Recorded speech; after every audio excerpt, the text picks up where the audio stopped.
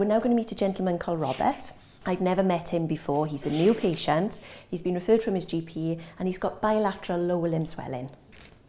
Robert, come on through. I'm Melanie. Hey, Ben. So I'm one of your physios today, so I'm going to assess you. Okay. So come on through. Thank you. Thanks, Mel. Robert is typical of a patient that you might be called out to see. Not so typical is the fact that he lost his arms in an industrial accident. He's come to the clinic with his sister because after suffering a stroke, he's developed swelling and had repeated infections in his legs. My legs are very, very painful. Still very, very red and sore with me. Yeah. Those are pouring with fluid now. What I need you to do now, Robert, if you can come up this side, and we're going to get you lying on, or sitting on the bed with your legs straight. Okay, we'll have a good look now, see what we can do. I think the big point here is Robert and his sister have really tried to make the best of things, and they've gone on the internet and they've bought their own cream to try and help themselves. And you know, they're trying, but actually those creams probably weren't the right creams. But now we'll sort it. Oh, great. Lymphedema specialist Melanie Thomas and her team prescribe an antibiotic immediately to deal with the cellulitis. Flucloxacillin is recommended for at least 14 days. Clarithromycin is an alternative for anyone allergic to flucloxacillin. If there's no improvement, a different antibiotic will be needed. Robert is at high risk of more infections. Because you've had a stroke, you're not moving as much as you should have been, you sit in a bit more, gravity takes over, so all the fluid suddenly comes in your legs. And that fluid is full of nutrients for bacteria, for bugs. So that's why you've had cellulitis, because there's so much rich fluid in there. So it's like they're all having a nibble. And the other thing is, because it's nice and warm, they can just breed and breed and breed, these cellulitis bugs.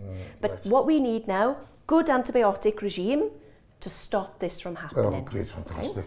I can't wait. Now, when were your legs washed? This morning.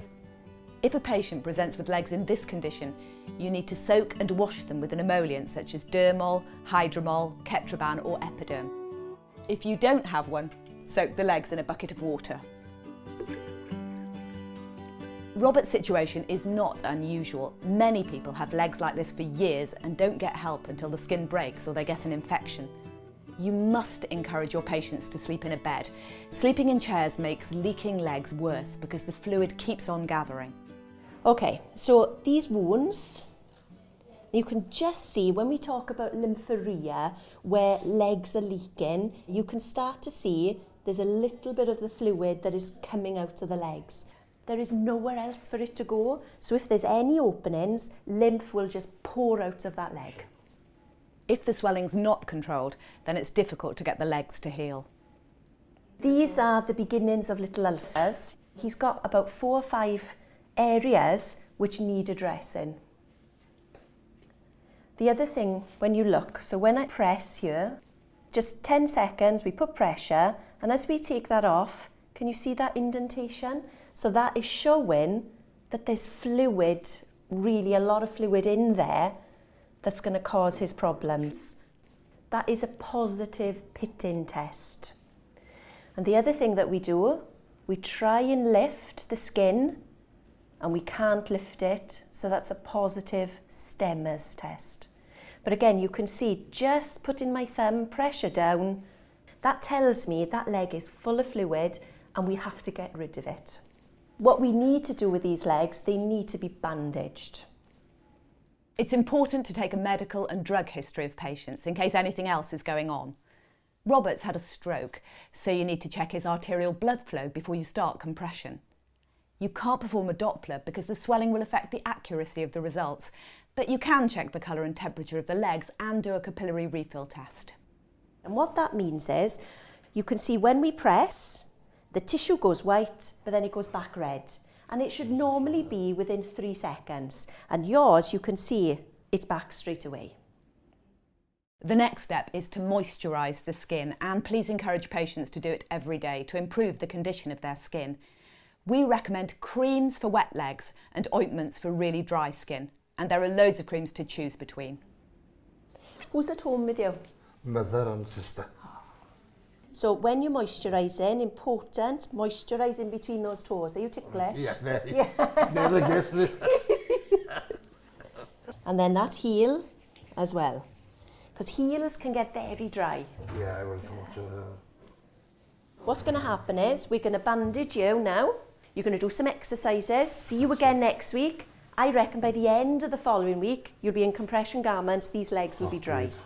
Fantastic. And then you can start moving more. Move it.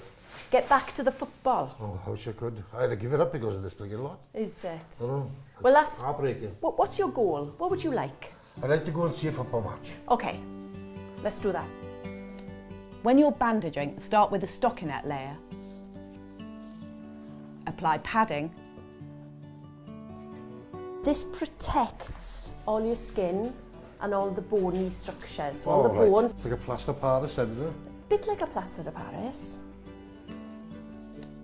Use between 4 and 8 rolls of padding at least to stop the leaking, encourage those wounds to heal and to reshape the leg to fit into a compression garment. So what I'm feeling for is that there should be no ins and outs. It should be cylindrical, straight. Now this is the compression layer. Start with 1 layer of Actico cohesive bandage and build it up to 2 or 3 layers. It's going to be a bit firmer. It needs to be firm. It works to support the legs when the patient moves. When they relax, the pressure's reduced. If the toes are swollen, you need to bandage them too, or the fluid will just be pushed into them. Toe caps are compression garments, you guessed it, especially for toes, and they work really well. Good firm bandaging with a cohesive bandage will help control the swelling, heal wounds, and get patients back on their feet. Don't forget to wash and moisturise the skin every time you put new bandages on. And don't forget the encouragement to sleep in a bed, not a chair. Bend your knee for me. Don't worry now, you're on the right road now. You'll be sorted. And we'll get you back down that swans. Can't wait.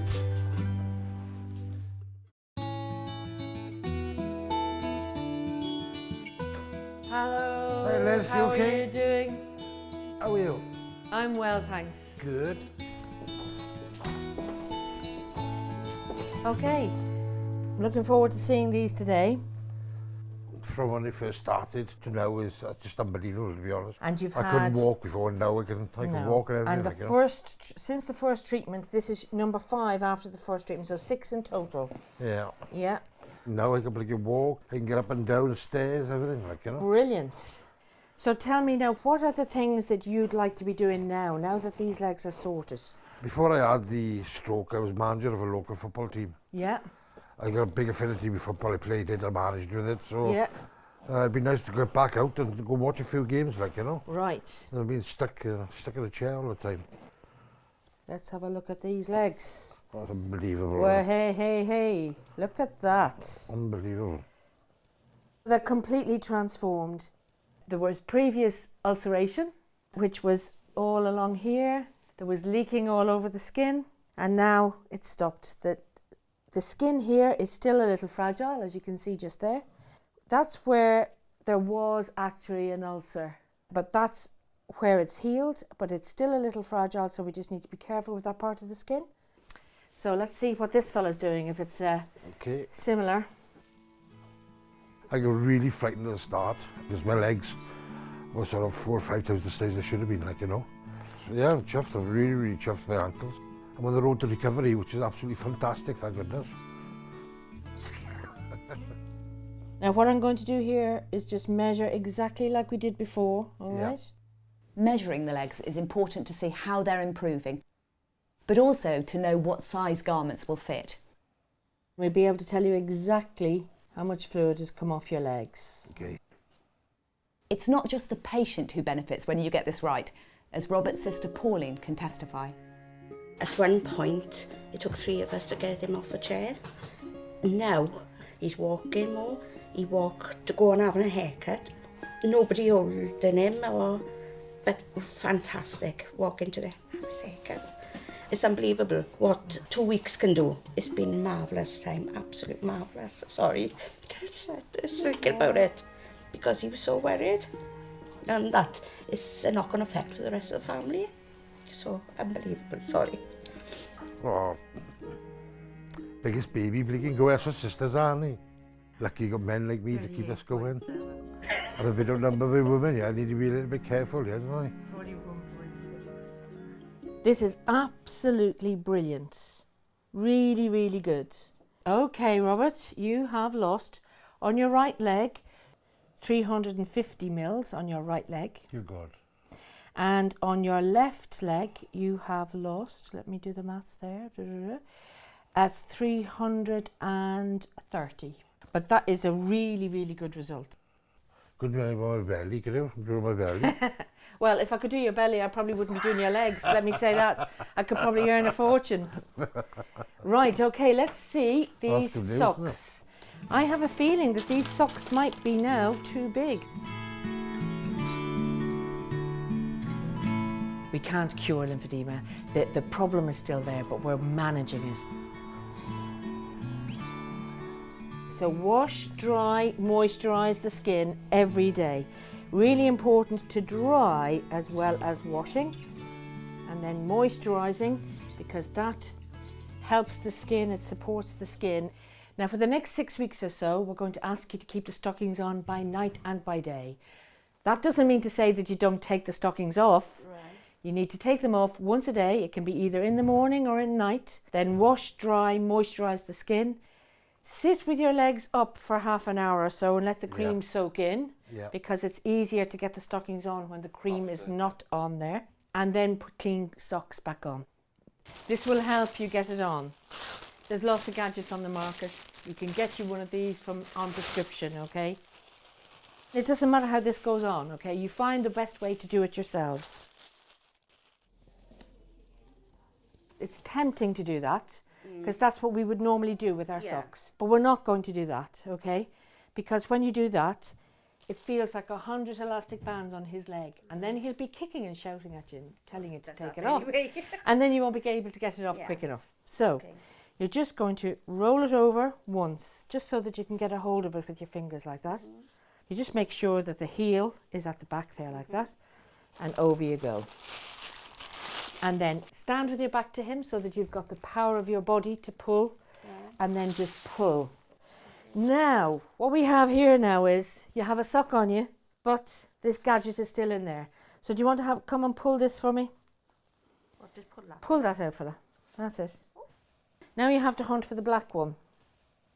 There it is there. So now I want you to pull that one. Pull it this way.